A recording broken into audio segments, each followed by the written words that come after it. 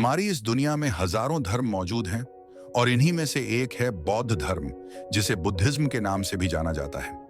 यह धर्म क्रिश्चियनिटी, इस्लाम और हिंदू धर्म के बाद दुनिया का चौथा सबसे बड़ा धर्म माना जाता है। बौद्ध धर्म दुनिया के सबसे प्राचीन धर्मों में से एक है, जिसकी शुरुआत करीब 2500 साल पहले भारत में गौतम बुद्ध द्वारा हुई थी। आज इस धर्म को दुनिया की 7% से ज्यादा आबादी यानी लगभग 54 करोड़ लोग मानते हैं। लेकिन सवाल यह है कि बौद्ध धर्म की शुरुआत आखिर कैसे हुई? इस धर्म के सिद्धांत और शिक्षाएं क्या हैं? और यह कैसे दुनिया के सबसे बड़े धर्मों में से एक बन गया? इन सभी सवालों के जवाब हम आज की इस वीडियो में जानने वाले हैं। तो चलिए दोस्तों, वीडियो की शुरुआत करते हैं। नमस्कार, हमारे चैनल द बुद्धा स्टोरी में आपका हार्दिक स्वागत है। दोस्तों, बौद्ध धर्म की शुरुआत करने वाले भगवान गौतम बुद्ध का जन्म आज से लगभग 2500 साल पहले 480 ईसा पूर्व के आसपास लुम्बिनी नामक स्थान पर हुआ था। यह जगह वर्तमान समय में नेपाल में स्थित है। गौतम बुद्ध का जन्म इक्ष्वाकु वंश के एक राजघराने में हुआ था। उनके पिता का नाम शुद्धोधन था, जो शाक्य गणराज्य के राजा थे, और उनकी माता का नाम माया देवी था, जो कोलिय वंश से थीं। जन्म के समय उनका नाम सिद्धार्थ रखा गया, लेकिन बाद में ज्ञान प्राप्ति के बाद वे बुद्ध के नाम से प्रसिद्ध हुए। सिद्धार्थ का शुरुआती जीवन राजसी वैभव और सुख सुविधाओं से भरा हुआ था। उनके पिता राजा शुद्धोधन ये नहीं चाहते थे कि सिद्धार्थ जीवन के दुखों और कष्टों से परिचित हों। दरअसल उनके जन्म के समय एक भविष्यवाणी की गई थी कि सिद्धार्थ आगे चलकर राजपाट छोड़कर लोगों को धर्म और आध्यात्म का मार्ग दिखाएंगे। इस भविष्यवाणी ने राजा शुद्धोधन को चिंतित कर दिया और उन्होंने सिद्धार्थ को संसार के दुखों से दूर रखने का निश्चय किया। राजा ने सिद्धार्थ के लिए एक ऐसा जीवन तैयार किया जो पूरी तरह से खुशियों और सुख सुविधाओं से भरा हुआ था। उन्हें महलों में रखा गया, जहां उनकी हर इच्छा पूरी की जाती थी। यहां तक कि उनकी सेवा में केवल युवा और सुंदर सेवकों को रखा गया, ताकि सिद्धार्थ को जीवन के कष्ट और दुखों के बारे में कुछ भी पता न चल सके। सिद्धार्थ का मानना था कि यह दुनिया केवल खुशियों से भरी है, क्योंकि उन्होंने कभी भी दुख, बुढ़ापा, बीमारी या मृत्यु को नहीं देखा था। उनकी सेवा में लगे लोग भी जीवन की कठिनाइयों के बारे में उनसे कोई चर्चा नहीं करते थे। सिद्धार्थ की खुशी के लिए राजा ने उनकी शादी एक अत्यंत सुंदर और उनकी पसंद की लड़की यशोधरा से करवा दी। लेकिन इन सब सुविधाओं और ऐशो आराम के बावजूद सिद्धार्थ को अपने जीवन में कभी सच्ची संतुष्टि का अनुभव नहीं हुआ। उन्होंने अपने जीवन के शुरुआती 29 साल महल के भीतर सुख और वैभव के बीच बिताए, लेकिन उनके मन में हमेशा कुछ ऐसा खोजने की जिज्ञासा थी जो इन बाहरी सुखों से परे हो। यही असंतोष उनकी जीवन यात्रा का आधार बना।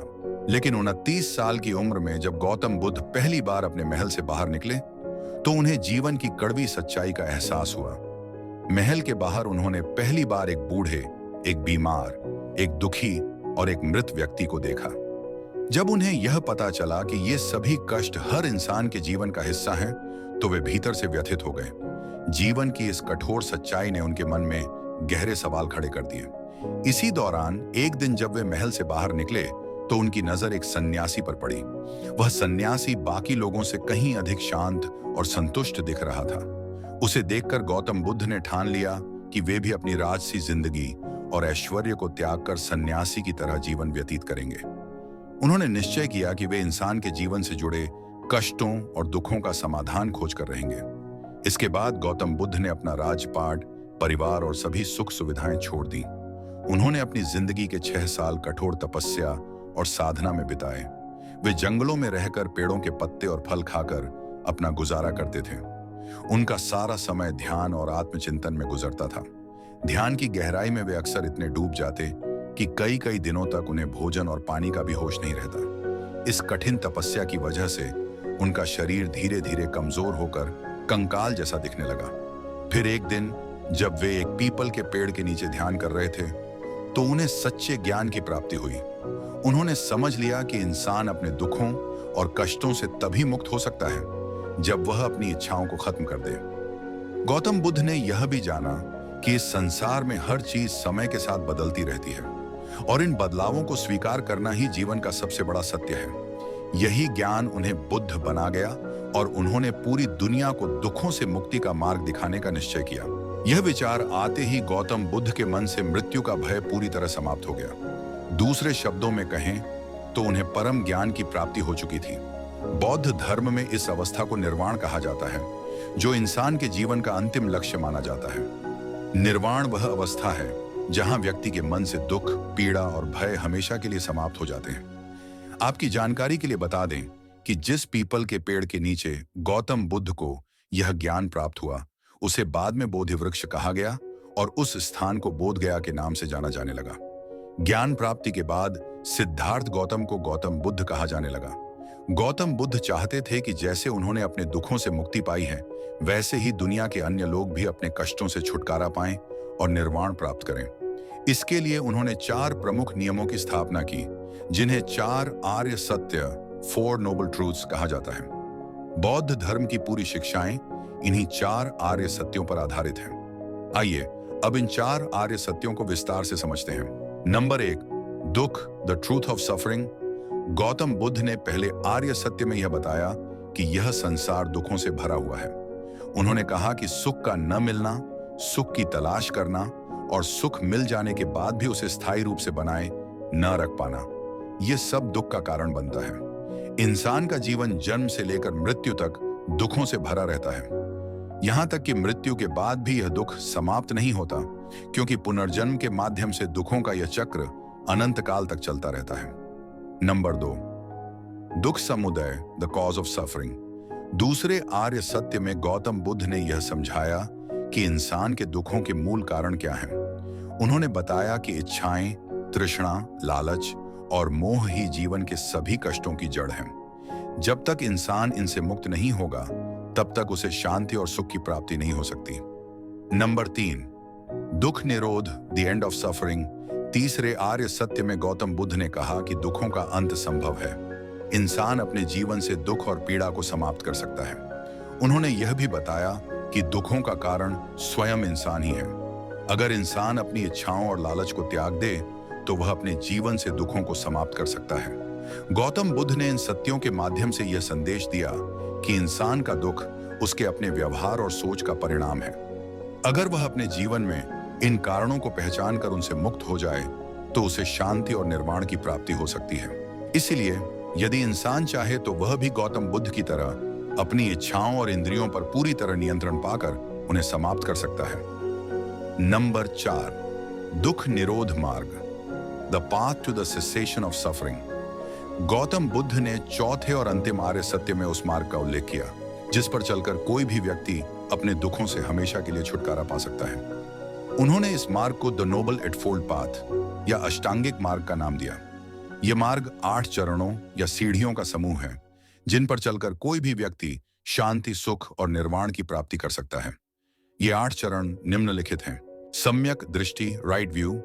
चारों आर्य सत्यों में पूरी तरह विश्वास रखना और जीवन की वास्तविकता को समझना।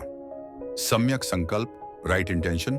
अपने मानसिक और नैतिक विकास का दृढ़ संकल्प लेना और अहिंसा व दया का भाव अपनाना। सम्यक वाणी, राइट स्पीच। झूठ बोलने, कटु वचन कहने और किसी को नुकसान पहुंचाने वाली बातों से बचना। सम्यक कर्म, राइट एक्शन। कोई भी ऐसा कार्य न करना जिससे किसी अन्य को शारीरिक या मानसिक कष्ट पहुंचे। सम्यक आजीविका, राइट लाइवलीहुड। ऐसा पेशा या व्यापार न अपनाना जो किसी भी प्राणी को नुकसान पहुंचाए। सम्यक प्रयास, राइट एफर्ट। अपनी कमजोरियों को सुधारने और अपने अच्छे गुणों को विकसित करने का निरंतर प्रयास करना। सम्यक स्मृति, राइट माइंडफुलनेस। हर पल वर्तमान में पूरी तरह सचेत रहना और अपने विचारों, भावनाओं व कर्मों पर ध्यान देना। सम्यक समाधि, राइट कंसंट्रेशन। एक समय में सिर्फ एक ही चीज पर ध्यान केंद्रित करना और अपने मन को शांत व स्थिर बनाना। गौतम बुद्ध ने इस अष्टांगिक मार्ग को दुखों से मुक्ति का सबसे प्रभावी उपाय बताया।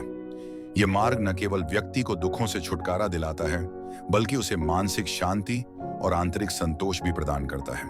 दोस्तों, गौतम बुद्ध का मानना था कि यदि कोई व्यक्ति उनके बताए गए अष्टांगिक मार्ग का पालन सही ढंग से करे, तो वह भी उनके समान अपने सभी दुखों से हमेशा के लिए मुक्त हो सकता है।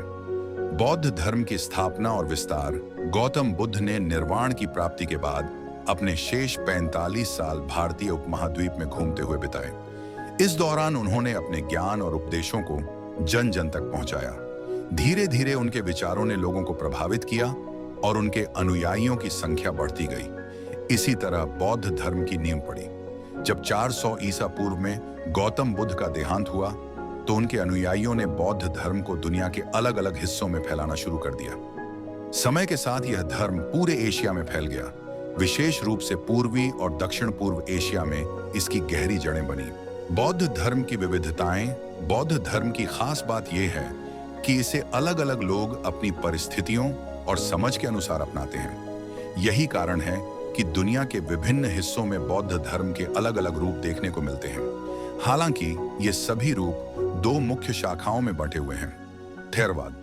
थेरवाद बौद्ध धर्म की सबसे पुरानी शाखा मानी जाती है। इसमें पाली भाषा में लिखे गए प्राचीन धार्मिक ग्रंथों का अनुसरण किया जाता है।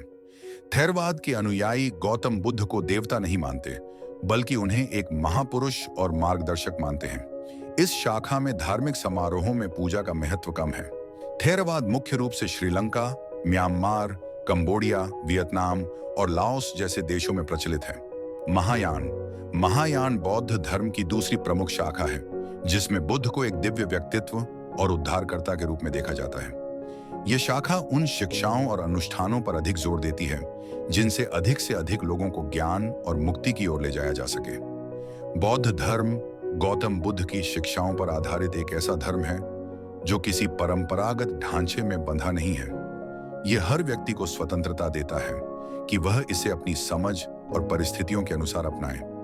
यही वजह है कि यह धर्म आज भी पूरी दुनिया में अपनाया जाता है और लाखों लोगों के जीवन को शांति और संतुलन प्रदान करता है। वहीं अगर महायान बौद्ध धर्म की बात करें तो इसके अनुयायी यह मानते हैं कि दुनिया के अधिकांश लोगों के लिए निर्वाण का मार्ग अकेले तय करना आसान नहीं है। इसलिए उन्हें इस कार्य में मार्गदर्शन और सहायता की आवश्यकता होती है। महायान शाखा में बोधिसत्वों को प्रेरणा और सहायता का स्रोत माना जाता है। बोधिसत्व वे लोग होते हैं जिन्होंने स्वयं निर्वाण प्राप्त कर लिया है, लेकिन वे दूसरों की मदद के लिए इस मार्ग पर आगे बढ़ते रहते हैं। बौद्ध धर्म की यह शाखा मुख्य रूप से चीन, Japan, Korea, Taiwan, Tibet, Bhutan, Mongolia और सिंगापुर जैसे देशों में प्रचलित है। तिब्बती बौद्ध धर्म में गुरु का विशेष महत्व होता है, जिन्हें आदर पूर्वक लामा कहा जाता है। आपने दलाई लामा का नाम जरूर सुना होगा, जो तिब्बती बौद्ध धर्म के प्रमुख नेता हैं और पूरी दुनिया में शांति, करुणा और मानवता का संदेश फैलाते हैं। तो दोस्तों, आज के लिए बस इतना ही। अगर आपको यह जानकारी पसंद आई हो तो हमें कमेंट में जरूर बताएं। साथ ही वीडियो को लाइक, शेयर और चैनल को सब्सक्राइब करना ना भूलें। आपका बहुमूल्य समय देने के लिए बहुत बहुत धन्यवाद और नमो बुद्धाय।